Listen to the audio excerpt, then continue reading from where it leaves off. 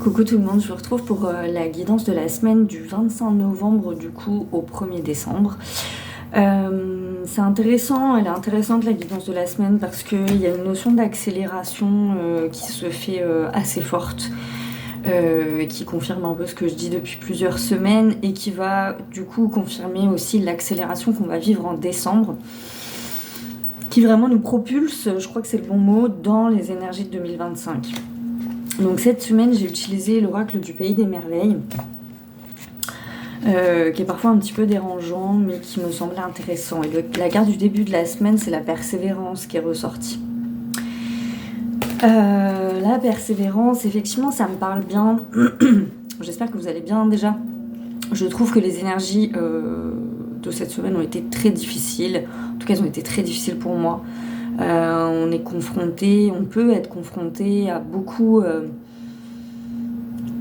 de peur, en tout cas, je sais pas, si on la laisse entrer, ça c'est sûr que du coup c'est pleine balle.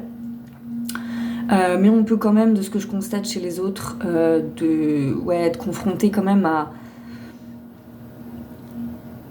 à certaines peurs et à certains miroirs, notamment de la matrice, qui nous renvoie vraiment à des blessures anciennes qui... C'est marrant, je peux pas m'empêcher de me dire qu'on est sur une guérison un peu ultime. Sur quelque chose d'ultime, parce que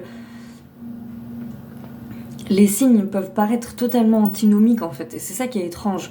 C'est-à-dire de vivre de très belles avancées, c'est ce que j'expérimente moi, avec des très beaux retours, des choses très belles qui se passent, et en même temps là je suis prise en tenaille au niveau de l'argent, enfin c'est insupportable quoi, vraiment, et ça a réveillé énormément de peur chez moi cette semaine, énormément, au point où il va falloir que la semaine prochaine on apprenne à vivre du prana, parce que sinon ça va être compliqué de manger. Donc c'est très étonnant cette ambivalence que je ressens déjà depuis plusieurs mois, mais qui s'intensifie encore.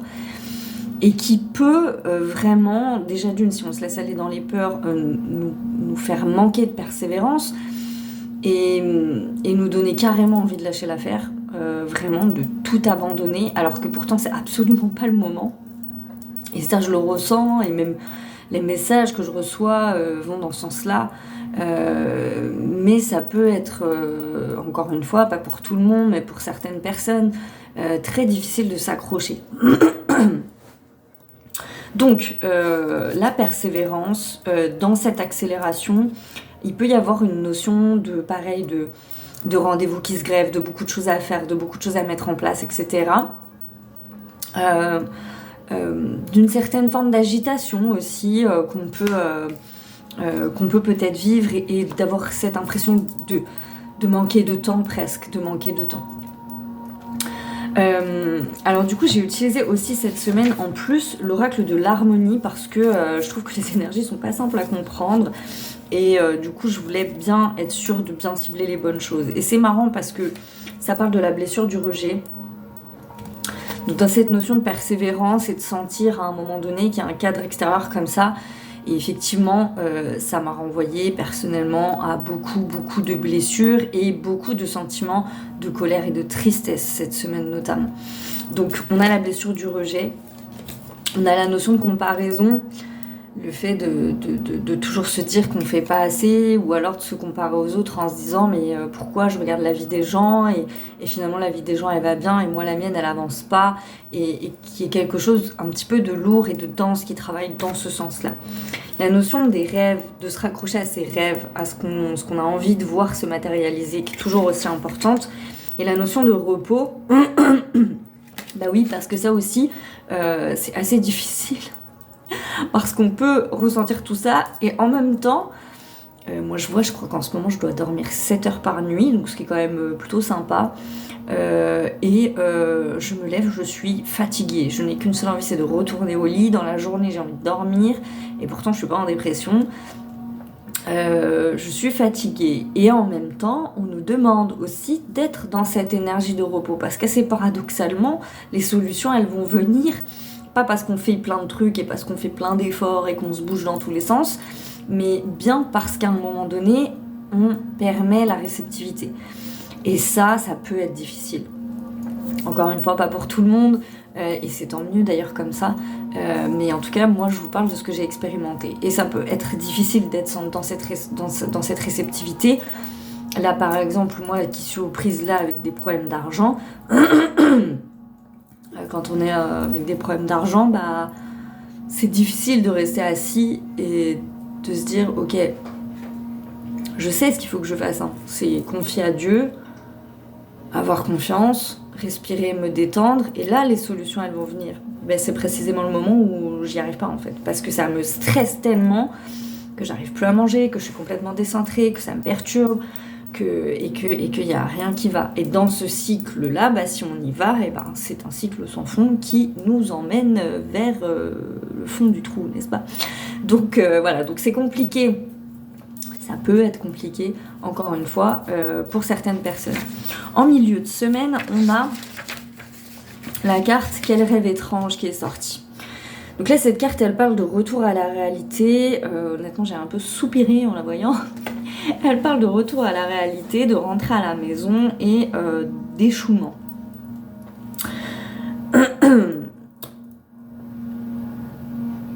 Inversée, elle parle de vouloir rester dans l'extraordinaire, de ne pas revenir au quotidien, de préférer vivre au pays des merveilles plutôt que de le vivre et de ramener sa magie dans votre vie de tous les jours, de perdre son ancrage, d'être déconnecté, de rêvasser ou de se bercer d'illusions.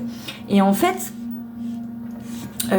assez bizarrement, moi elle me parle pas vraiment d'échouement à proprement parler, elle me parle plutôt, c'est ce que j'ai entendu après, de miroir qui peut être un petit peu difficile à regarder. Et elle me parle aussi de quelque chose que j'ai constaté beaucoup cette semaine, d'un pendant, alors ceux qui me suivent depuis longtemps ils vont pas être surpris parce que c'est pas la première fois que j'en parle, mais d'avoir un besoin de vraiment, la spiritualité sert, je le répète et je le répéterai jusqu'au jour de ma mort je crois, à ce que ça rentre dans la matière. La spiritualité nous sert à vivre notre vie terrestre en fait, c'est vraiment dans ce mouvement-là. C'est pas fait pour rester, c'est pas fait pour s'isoler. Or je vois en ce moment beaucoup de gens qui s'isolent dans des bulles parce que c'est plus confortable, c'est plus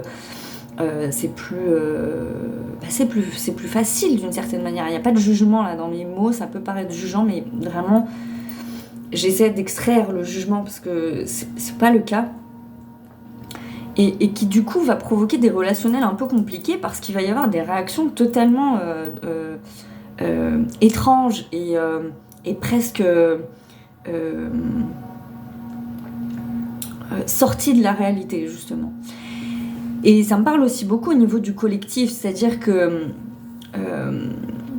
le collectif, j'en parle plus beaucoup en ce moment parce que, encore une fois, je vois pas, j'estime que j'ai déjà tout dit et que là, il y a juste à laisser faire. Mais ça se voit beaucoup dans le collectif où il y a des personnes qui peuvent être rattrapées par la réalité, c'est-à-dire par se dire à un moment donné, encore une fois, la spiritualité, elle doit s'ancrer dans la matière. C'est-à-dire que par instinct parfois de protection, on essaie de s'isoler. Vraiment, c'est un réflexe humain et de survie, je crois. Sauf que, dans ces cas-là, on est rappelé par la matière. Et là, la densité de la matière est excessivement lourde. C'est très compliqué. Le collectif, c'est très compliqué. Et ça va l'être de plus en plus. Parce que ça doit l'être. Parce que dans ce mouvement, on doit transmuter. Mais pour que la transmutation se fasse, il faut que les choses, elles remontent. Ça nous donne le collectif qu'on a à l'heure actuelle, qui est insupportable. C'était déjà insupportable avant de regarder les infos, mais là c'est de pire en pire. Les gens sont très en colère, la colère monte, et la colère sociale en l'occurrence, et les décisions politiques sont toutes plus lunaires les unes que les autres, n'est-ce pas? Et en complète déconnexion avec les besoins des êtres. Et bien là, en fait, ça parle de ça. Et ça parle de ça à l'échelle individuelle. C'est-à-dire faire bien attention à ce que, justement, cette spiritualité, elle nous permet d'être en observation. Par exemple, ça m'a évoqué aussi ça. J'ai vu une personne dans la spiritualité là, qui est assez connue, je citerai pas son nom parce que je vois pas l'intérêt de le faire, mais qui été un peu brusquée par cette colère sociale justement parce que voilà, il y avait des choses qui avaient été faites de manière illégale. Et je me suis dit en l'écoutant, même si je comprenais un peu le mouvement de sa vidéo, je me suis dit c'est bien gentil, mais faudrait peut-être vivre quand même dans le monde dans lequel on vit, qui est quand même encore une fois à un moment donné, c'est ce que je disais, je sais plus en story, c'est d'être privilégié, c'est bien, c'est une bonne chose. Tout le monde devrait avoir une certaine forme de privilège et c'est très bien. Je suis très contente de voir qu'il y a des gens qui sont privilégiés. J'ai pas de problème avec ça.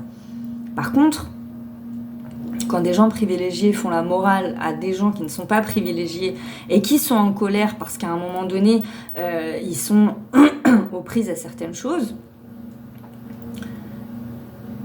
le jugement n'est pas de mise parce qu'on n'est pas à leur place et que pour moi c'est l'ego spirituel là qui travaille et qui pose problème parce qu'on ne peut pas regarder des gens qui sont dans certaines difficultés et à son tour embrasser un jugement spirituel qui n'a pas sa place en fait dans les situations.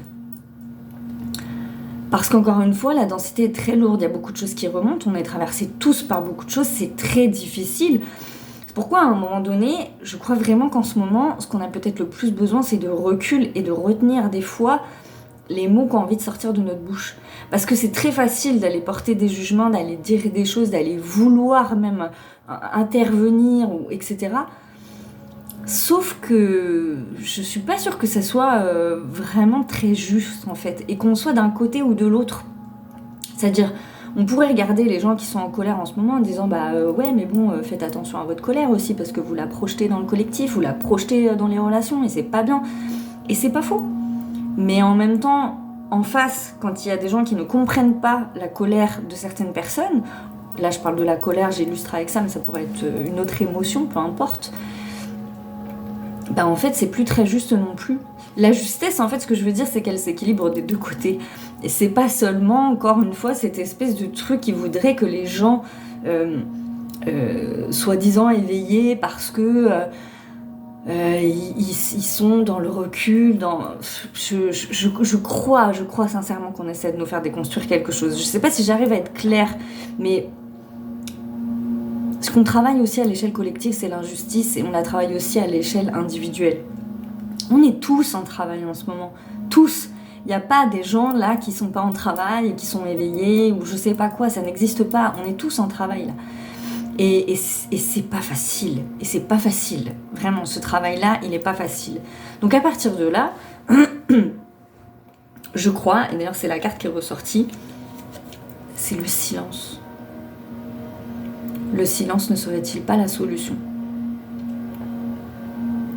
Oui, parce que je crois que ce qu'on nous demande surtout, c'est d'être dans l'observation en fait. Dans l'observation de ce qui se passe, de ce qui se joue, pour éviter d'aller projeter nos jugements sur les autres. Parce qu'en plus, les jugements font naître davantage de colère. Et je le redis et je le répète parce que j'y ai été confrontée plein de fois dans ma vie. Parfois, la spiritualité amène un manque d'humanité. Et je trouve ça profondément triste en fait.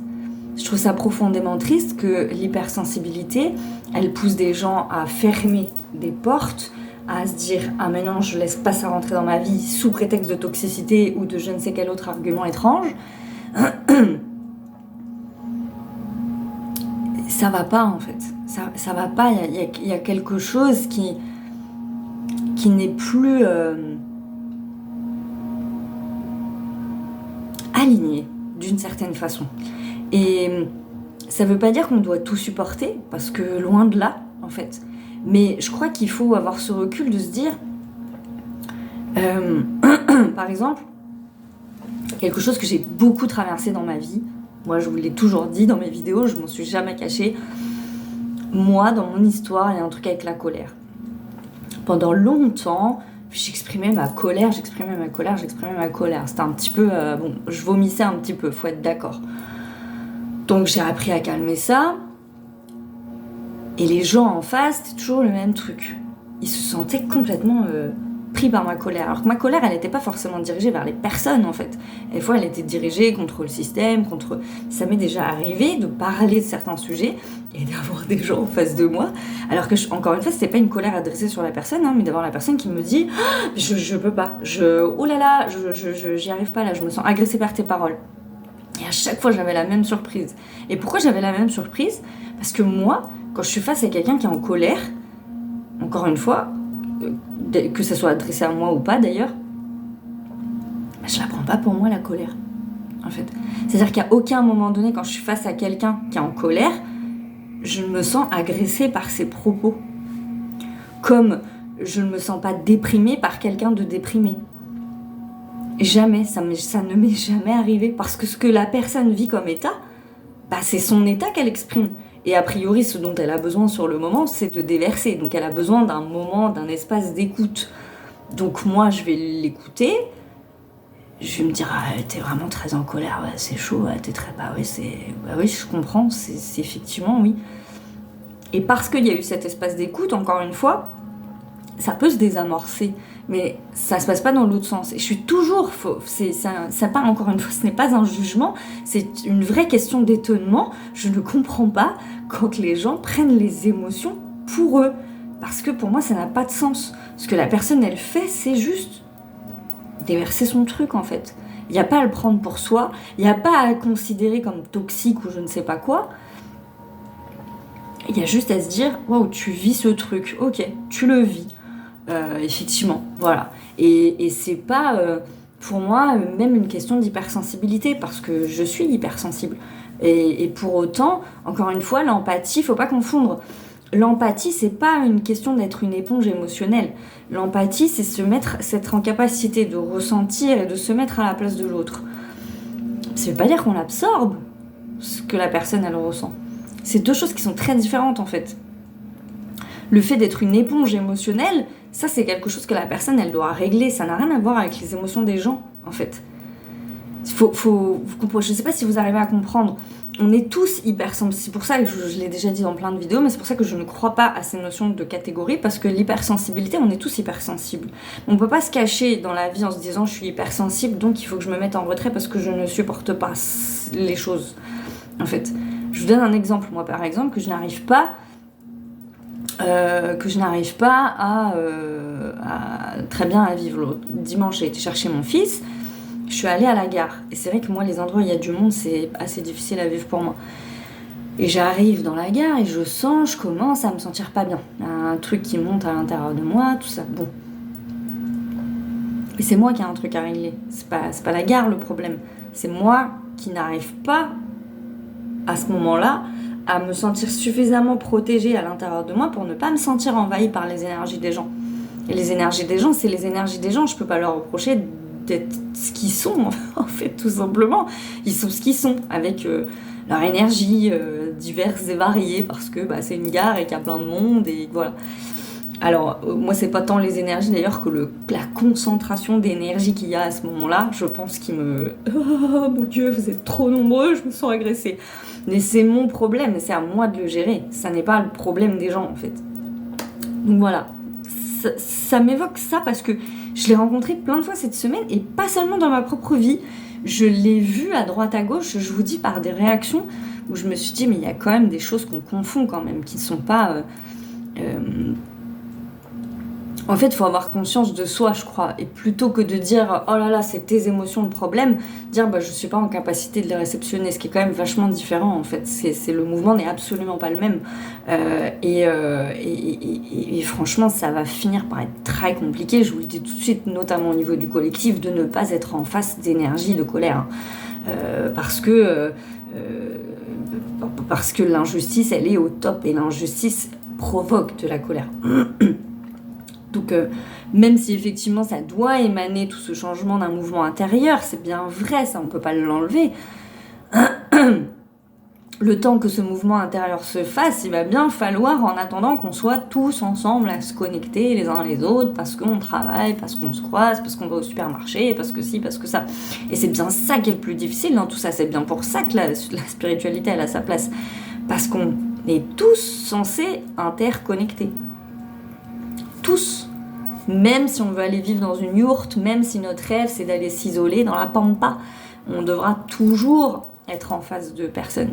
Je dirais même pour avoir vécu dans des plus petits villages, même dans des plus petits villages, on est forcément connecté aux gens, faut bien aller... à un moment donné, on est connecté quand même. Voilà. Donc, il y a une notion de plaisir aussi qui est à l'œuvre, notamment sur la fin de semaine. En fin de semaine, la carte, c'est « Suivez le lapin blanc ». Donc, une question d'opportunité, très clairement. Sur le week-end prochain, c'est vraiment... Il y a une notion d'opportunité, de se faire plaisir, de suivre ses intuitions. Et de se questionner sur...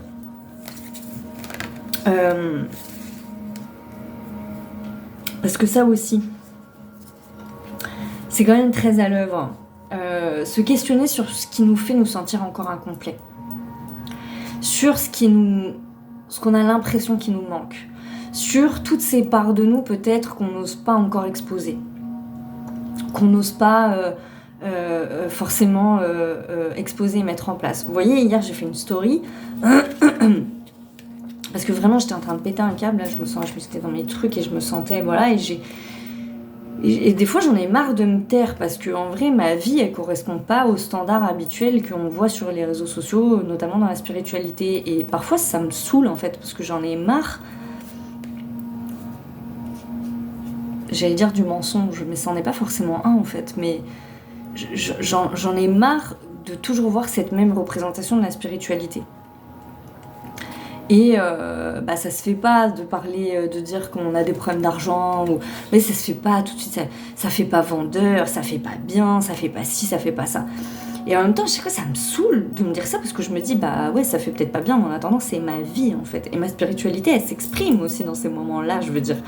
Toutes les galères que j'ai eues depuis 4 ans, 5 ans même, 6 ans, à un moment donné, c'est un parcours spirituel que j'ai vécu. Donc, et en même temps, je vois bien que je corresponds pas au code. Vous voyez là, ce qui se passe à travers moi, c'est... Je corresponds pas au code, en même temps, d'une certaine façon, je pourrais même en avoir honte, parce que je me dis, bah oui, j'évoque des choses que les gens taisent pour la plupart, et en même temps, ça me saoule de le taire, parce que pour moi, c'est l'expression même de cette spiritualité. Et moi, je suis obligée, du coup, c'est ce qu'on me demande, d'exprimer ce prisme. Et c'est pas facile, parce que je vais à contre-courant, parce que je vais dans une zone où finalement, je pose un miroir que les gens, ils ont pas forcément envie de regarder, ils ont pas forcément envie de voir. C'est marrant, je vous le dis là en même temps, mais c'est vrai, c'est le cas, et je pense que c'est ça qui doit guérir. Et j'ai toujours en plus fait cet effet-là. Et forcément, bah, c'est désagréable. Et ça pousse à des choses où ça picote un petit peu. Et hier, je me suis dit, bah, j'en ai marre en fait de porter le masque de la Morgane qui, voilà, sous prétexte que parce qu'il faut être spirituel, il faudrait juste dire que tout va bien. Bah non, ça va pas. Là, vraiment, le mois de novembre finit de manière très compliquée. Et ça veut pas dire que j'ai pas la foi ou que je suis dans le sombre et dans les ténèbres. Ça veut juste dire que là, je vous parle honnêtement de ce que je vis. Bien évidemment qu'il y a de l'espoir, bien évidemment que la situation elle va s'arranger, bien évidemment que même il n'y a rien de dramatique, parce que même dans cette situation-là, j'ai toujours un toit au-dessus de ma tête. Je suis en bonne santé, Inch'Allah, on va toucher du bois, et mon fils va bien, et je veux dire... Mais en même temps, est-ce que pour autant je dois mentir sur ce que je suis, sur ce que je présente ? Parce qu'au final, aux yeux des gens, c'est pas recevable. Parce que c'est ça, en fait, cette notion de recevabilité par l'autre. Et pourtant, ô combien souvent dans vos messages, quand je le fais, quand je me l'autorise, quand je le permets, très souvent ce que vous me dites, et c'est un des plus beaux compliments qu'on m'ait jamais fait de ma vie entière. Vraiment, je vous remercie pour ça. Merci pour ton authenticité, Morgane. Merci d'être toi, merci d'être comme tu es. Parce que justement, j'expose quelque chose en fait que les gens ils vivent, juste vous le vivez vous aussi dans vos vies. Et ça n'a rien d'exceptionnel en fait. C'est juste que ces choses-là, on les dit pas parce que c'est pas joli. C'est pas joli d'en parler, c'est vrai. Ça vend pas du rêve, comme j'ai déjà remarqué plein de fois. Les vidéos où je suis hyper positive ou sont partagées. une vidéo comme celle d'aujourd'hui ne le sera pas, par exemple. Parce que, justement, j'évoque des choses qui font pas plaisir. Qui font pas... elle parle de ses problèmes d'argent, si elle a des problèmes d'argent, elle a qu'à aller travailler, Vous voyez, ça renvoie à toutes ces choses-là. Heureusement qu'il y a plein de gens qui ne réagissent pas comme ça, et qui sont adorables, et qui réceptionnent le message avec intelligence, en fait, tout simplement. Et c'est beau. Je crois que quand on parle d'authenticité, on parle aussi de ça. Autorisez-vous à être vous, tout le temps, en fait. Même si en face, vous savez que ça va pas être très bien toléré, ça va peut-être pas être super bien accepté, ça va peut-être pas être super bien pris, ça va peut-être manquer de positivité. Or, la spiritualité, je sais pas pourquoi, ce truc de... Il faut que ça soit positif tout le temps, faut que ça soit beau, faut que ça soit... Vous voyez, j'ai fait un live lundi sur la sorcellerie, et la première réaction des gens, c'était « Ah non, mais faut pas parler de ça. Ah non, mais... Et vraiment, je crois que ce mouvement de vouloir toujours repousser ce qui nous dérange, c'est profondément pas spirituel, en fait. Je le crois sincèrement du plus profond de mon cœur, en fait. Je crois que la spiritualité, c'est d'embrasser tout ce qui nous dérange profondément. Même si c'est violent, même si c'est désagréable, même si ça fait mal et même si ça fait peur. Voilà. J'avais tellement pas prévu de parler de ça, vraiment, mais je sais pas, c'est venu. Voilà, bref, c'est comme ça. J'avais tiré quelques cartes pour le mois de décembre, parce que ça m'intrigue un petit peu de savoir dans quelle énergie on allait être. Et les énergies qui sont sorties, c'est... Oh, pardon, j'ai perdu une carte. Elle est où la troisième? Ah, la coquine. Parce que c'est une des plus importantes, la fille du phénix. Donc on est bien sur les notions de phénix, de renaître de ses cendres. On rejoint la notion de feu. Alors, je sais plus quand est-ce que j'en avais parlé, mais je sais que j'en avais parlé. La notion du feu purificateur.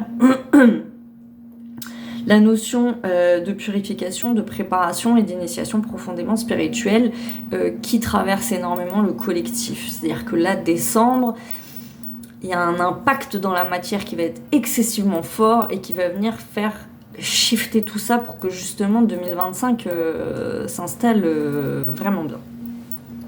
Je pense que j'ai regardé plus en précision les énergies 2025 parce que ça m'intrigue aussi. Mais il y a vraiment cette notion-là. Donc c'est...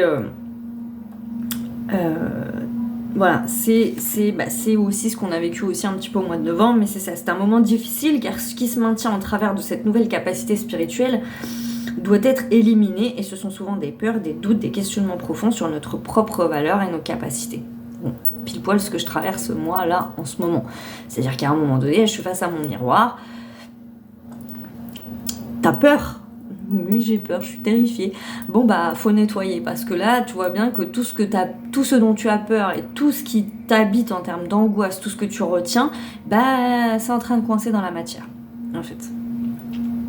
Donc du coup, voilà, on nous demande vraiment d'abandonner quelque chose de très très fort, de très puissant, et d'être dans cette foi qui n'est pas toujours facile à incarner. Il faut aussi le reconnaître. Il y a des jours où c'est difficile, il y a des jours où c'est plus facile que d'autres. Ensuite, on a la princesse des moissons d'automne qui nous parle donc de moissons, de récompenses. Oui, parce que plus on nettoie, plus on libère, et plus effectivement cette notion de récompense, elle est présente. Ça fait plusieurs semaines que je vous en parle, mais je l'ai expérimenté en plus, donc je le sais. Là, j'avoue que cette semaine, je suis en train de passer un cap personnel qui est un petit peu difficile, et voilà. Mais je ne doute pas que ça va venir, parce qu'à chaque fois qu'on va vers la peur, à chaque fois qu'on ose, il y a une récompense derrière, quelle qu'elle soit, pas forcément financière, mais en tout cas, il y a des belles récompenses derrière, et c'est vers ça qu'il faut aller, c'est vers ça qu'il faut tendre, vers cette réalisation. Plus on s'autorise à être soi, et plus on rayonne, quels que soient nos domaines, et plus c'est beau, et plus on est récompensé de cette vie. C'est marrant parce qu'on passe notre vie à se cacher, alors qu'au final, plus on est nous-mêmes, et plus c'est formidable. Si on regarde bien, c'est vraiment le mouvement qu'on vit en ce moment. Et c'est difficile, j'arrête pas de le dire, mais je le redis, qu'est-ce que c'est difficile d'être soi ? Qu'est-ce que c'est difficile ? On pourrait dire, bah vas-y, être soi, c'est super simple, tais-toi, puis c'est tout. Bah non, en fait, c'est super difficile d'être soi-même. En toutes circonstances, tout le temps, tout en sachant qu'il y a des personnes qui vont adorer et il y a des personnes qui vont faire bloc en mode pardon, mais va-t'en. Donc c'est compliqué, c'est vraiment compliqué. Parce que ça vient faire travailler encore une fois des blessures primordiales, notamment de rejet, de non-acceptation, etc. qu'on a déjà vécu quand on était petit, n'est-ce pas ? Voilà, et toujours l'impératrice yin, mais ça c'est pas étonnant, puisque on est sur de la réceptivité. Je vais pas vous faire le truc dont j'ai parlé la dernière fois, sur le yin, le yang, et le fait que moi je galère avec mon yin, hein, parce que je l'ai déjà fait, donc je vois pas l'intérêt de le répéter, n'est-ce pas ? Mais en gros, là...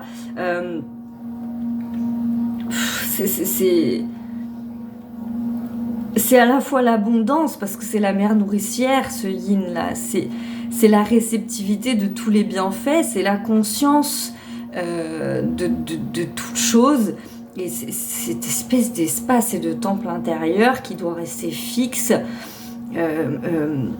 presque maternant, même si je le limite en disant ça, mais pour justement aller accueillir à la fois la merveilleuse personne qu'on est et en même temps la projeter, quoi, je veux dire, la faire rayonner de tout son être. Donc, et pourquoi d'ailleurs l'impératrice Yin ? Parce que on est dans un monde où on n'aura jamais été aussi près de la guerre, ils la veulent, et que l'impératrice Yin, c'est la seule qui peut ramener la paix, c'est la seule qui a conscience de sa puissance, mais sans être dans l'énergie de ce yang qui n'est pas guéri, bonjour, et qui a toujours envie d'être dans le combat permanent, dans le combat. Le yin, c'est pas ce qu'il va faire, lui. C'est pas ce qu'il va faire. Et c'est ce dont on a besoin en ce moment, que l'amour du yin soit diffus sur toute la Terre. C'est hyper important. Donc c'est pas du tout étonnant qu'elle ressorte sur le mois de décembre. Elle aura, à mon avis, un rôle très très important en 2025, l'impératrice Yin, parce que c'est ça qu'il faut qu'on suive, en fait. C'est ça qu'il faut qu'on suive, et c'est ce que les yang, alors les yang non guéris comme le mien, ou les yang hommes non guéris, ont besoin de suivre énormément. Donc voilà, c'est intéressant, puisse vraiment, hein, dans toutes les circonstances que je dis, moi, vous, toute la Terre, qu'on soit vraiment guidé par cet amour profond, parce que sinon ça va pas être joli, et que nos enfants ont besoin ont besoin qu'on l'installe. Mais je suis pas très inquiète, parce que de toute façon c'est déjà en cours, et ça sera très présent. Mais ouais, non, c'est vrai qu'en tout cas, j'embrasse particulièrement là, et je câline particulièrement tous ces êtres en ce moment qui pourraient se sentir comme moi, se sentir un peu mal, et se sentir un peu seul, et se sentir un peu beaucoup dans les peurs, et même de là où je suis, je suis malgré tout consciente que ça va aller. Donc tenez bon, je vais terminer là-dessus. Voilà, je vous embrasse et je vous souhaite une très très très très jolie semaine. Apportez-vous beaucoup de douceur et d'amour.